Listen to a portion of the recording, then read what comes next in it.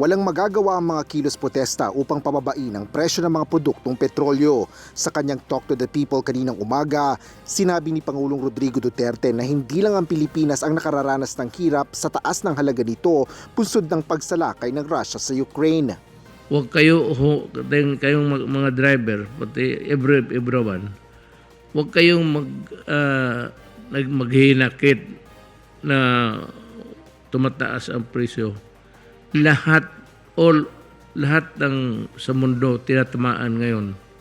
Ipinaliwanag din ng Pangulo na hindi naman tayo maaaring mag-imbak ng maraming supply dahil wala nang sapat na kakayahan ang Pilipinas para gawin ito. Kung mayroon man, mataas kasi agawan sa presyo. Hindi naman tayo mayaman, di unahan talaga tayo. Kung may supply man, ibigay doon sa makabayad.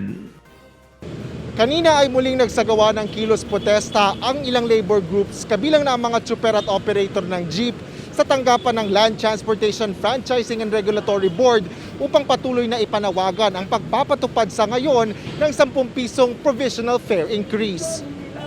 Ayon naman kay Modesto Floranda, National President ng Piston, batid nila na hindi pa napapanahon ng 14 at 15 pesos na minimum fare dahil mabigat ito para sa mga mananakay na bumabangon pa sa krisis dulot ng pandemya. Kaya sa halip ay nais nilang suspindihin na lang ng pamahalaan ang excise tax ng langis at amyendahan ng oil deregulation law. Ito ay malinaw na panliling lang sa atin ng oil company sapagkat yung ginagamit natin ngayon na crudo ay nabili po natin yan na mas mababa pa by Nobyembre at umaabot lamang ng 85 per barrel yung produktong petrolyo. Taminado yung ilang mga gusalinahan na inuubos talaga lang nila yung kanilang stocks. Samantala, umabot na sa humigit kumulang 703 million pesos ang halaga ng fuel subsidy na naipamahagi na ng LTFRB.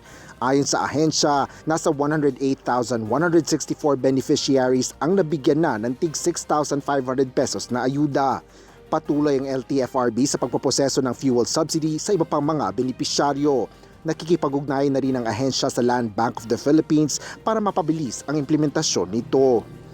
Asher Cadapan Jr., UNTV News and